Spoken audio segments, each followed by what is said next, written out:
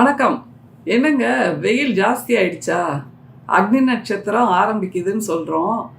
அதுக்குள்ளேயே வெயில் உக்கிரமாக போகிறதுக்குள்ளேயே, அக்னி நட்சத்திரம் உச்சமாக போகிறதுக்குள்ளேயே நம்ம தமிழ்நாட்டில் இருக்கக்கூடிய பிஜேபிக்காரங்க இருக்காங்கல்ல, அவங்க ஒரு வழி ஆயிட்டாங்க போல இருக்கு. எதை செய்தா எத்தை தின்னா பித்தம் தீரும் அப்படிங்கிற மாதிரி ஒரு அறிவிப்பை இன்னைக்கு வெளியிட்டிருக்காங்க. என்னன்னு நீங்கள் எல்லாம் பார்த்துருப்பீங்க. எப்படி சிரிக்கிறது, எதால் சிரிக்கிறது அப்படிங்கிறதே தெரியலை. என்னன்னா, அந்த ஆளுநர் அக்கான்னு ஒருத்தங்க இருக்காங்கல்ல, அவங்க பண்ணியிருக்கிற அலப்பறையை தான் இன்னைக்கு நம்ம பார்க்குறோம். எதுக்காக? அதுதான் ரொம்ப யோசிக்க வேண்டியது. காஷ்மீரில் மிக சமீபத்தில் பஹல்காம் அட்டாக் நடந்தது இல்லை, அதில் அந்த சுற்றுலா பயணிகள் பல பேர் கொல்லப்பட்டாங்க தீவிரவாதிகளால் அப்படிங்கிறது நமக்கு நல்லா தெரியும். அதை விசாரிப்பதற்காக தன்னுடைய வெளிநாட்டு சுற்றுப்பயணத்தை பாதியில் நிறுத்திவிட்டு ஓடி வந்தார் நம்முடைய பிரதமர். சரி, இந்தியாவுக்கு ஓடி வந்தப்புறம் காஷ்மீருக்கு போய் பார்க்க போறாருன்னு நினைச்சா அவர் உடனே பீகாருக்கு போய் தேர்தல் பரப்புரைய ஆரம்பிச்சிட்டார். அப்புறம் உள்துறை அமைச்சரும் ஒரு கூட்டம் நடத்தினார் அதிகாரிகளோட. அதனோட ரிசல்ட் என்னங்கிறது யாருக்குமே தெரியாது. அப்புறம் பிரதமர் இன்னொரு ஸ்டண்ட் பண்ணார். என்னன்னா, இராணுவத்திற்கு நாங்கள் 100% சுதந்திரத்தை கொடுத்து விட்டோம், இதற்கு பதிலடி கொடுப்பதற்காக அப்படின்ட்டார். அதாவது, இனிமே எங்களை நீங்க கேள்வி கேட்காதீங்க, இதில் ஏதாவது ஆக்ஷன் எடுத்தால் அது இராணுவத்தோட நடவடிக்கை, ஆக்ஷன் எடுக்கலைனாலும் இராணுவத்துக்கு தான் பொறுப்பு, இந்திய அரசாங்கத்தை ஆண்டு கொண்டிருக்கின்ற, இந்திய நாட்டை ஆண்டு கொண்டிருக்கின்ற எங்களுக்கு இதை பற்றி எந்த பொறுப்பும் கிடையாது அப்படின்னு கைகழி விட்டார். இப்போ என்ன நடக்குது? ஆளுநர் அக்கா சொல்கிறாங்க, இந்த பஹல்காம் அட்டாக்கை கண்டித்து நாங்கள் எல்லோரும், அதாவது பிஜேபிக்காரங்க எல்லாரும் தமிழ்நாட்டில் போராட்டம் அறிவிச்சிருக்காங்க. என்ன போராட்டம்? தமிழ்நாடு முழுக்க போராட்டம்னு ஆளுநர் அக்கா சொல்கிறாங்க. அதில் மிக முக்கியமாக சென்னையில் பிஜேபியோட தலைவர் நயினார் அவர்கள் போராட போகிறார்.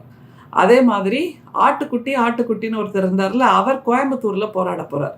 அப்புறம் பொன்னார்னு ஒருத்தர் இருக்கார்ல, அவர் மதுரையில் போராட போகிறார். அப்புறம் ஹெச்ஆர்னு ஹெச் ராஜான்னு ஒருத்தர் இருக்காருங்க, அவர் திண்டுக்கல்ல போராட போகிறாராம்.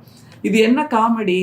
அந்த பஹல்காம் அட்டாக்கை தவிர்க்க முடியாமல், அதை தடை செய்ய முடியாமல் ஏமாறியது அல்லது ஏமாற்றம் கொடுத்தது யாருன்னு கேட்டால் ஒன்றிய அரசுன்னு தான் நிச்சயமாக சொல்லணும். ஏனென்றால் அந்த இந்திய உளவுத்துறை, ஐபின்னு சொல்லுவோம்ல, இன்டெலிஜென்ஸ் பியூரோ, ஏற்கனவே தகவல் கொடுத்திருக்கிறார்கள்.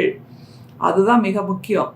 இந்த மாதிரியான ஒரு அட்டாக் நடக்க போகுது, ஒரு தாக்குதல் நடக்க போகுதுன்னு ஏற்கனவே அவர்கள் இந்திய அரசுக்கு, உள்துறை அமைச்சகத்துக்கு, பிரதமருக்கு தகவல் கொடுத்திருக்கிறார்கள்.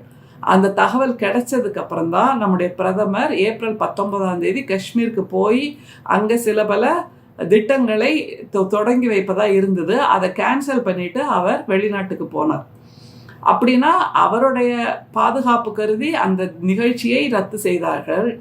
ஆனால் பொதுமக்களோட பாதுகாப்புக்காக என்ன செஞ்சுருக்கணும்? அங்கே கூடுதல் இராணுவத்தை அனுப்பியிருக்க வேண்டும், அல்லது கூடுதல் காவல்துறை பாதுகாப்பை ஏற்படுத்தியிருக்கணும். அது ஏற்படுத்தாமல் அந்த பஹல்காம்ங்கிற இடத்துல, மினி சுவிட்சர்லாண்டுன்னு சொல்லப்படக்கூடிய இடத்துல காக்கா கூட இல்லை இராணுவத்தினர், காக்கா கூட இல்லை காவல்துறையை சார்ந்தவர்கள், ஒரு காக்கா கூட இல்லை. அவ்வளவு பெரிய மிகப்பெரிய பசுமை வெளி, மலைகள் சூழ்ந்த பசுமை வெளி, மலை உச்சியில் தான் அந்த பஹல்காம் இருக்குது. அதனால தான் அவங்களால வேற எந்த விதமான வாகனத்துலேயும் போக முடியாது. போனின்னு சொல்லப்படக்கூடிய அந்த குட்டை குதிரையில் தான் போக வேண்டி இருந்திருக்கு.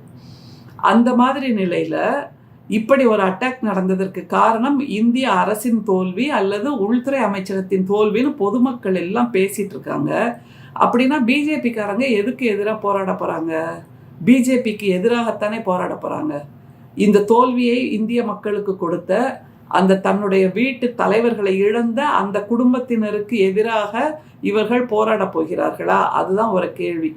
ஏன்னா இந்திய அரசு தான் இதில் தோல்வியுற்று இருக்கிறது அப்படின்னு எல்லாருமே பேசுகிறாங்க. அப்படின்னா பிஜேபிக்காரங்க, தமிழ்நாட்டு பிஜேபிக்காரங்க இப்படி ஒரு போராட்டத்தை அறிவிப்பதன் மூலமாக தமிழ்நாடு பிஜேபி பிரதமருக்கு எதிராக செயலை செய்கிறது, பிரதமருக்கு எதிராக ஒரு எதிர்குரலை எழுப்புகிறது, பிரதமர் செய்திருக்கக்கூடிய ஒரு தோல்வி என்று அவர்கள் மீண்டும் பிரகடனப்படுத்துகிறார்கள். உள்துறை அமைச்சகத்தின் தோல்வி என்று தமிழ்நாட்டு பிஜேபிக்காரர்கள் பிரகடனப்படுத்துகிறார்கள்.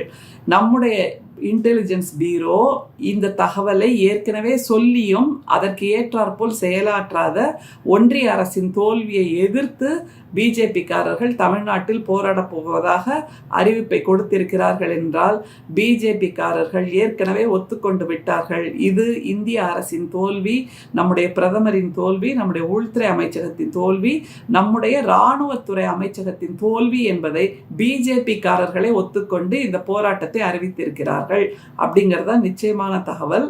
இது பிரதமர் காதுக்கு செல்ல வேண்டும், உள்துறை அமைச்சகத்துக்கு செல்ல வேண்டும், இராணுவத்துறை அமைச்சகத்துக்கும் செல்ல வேண்டும்.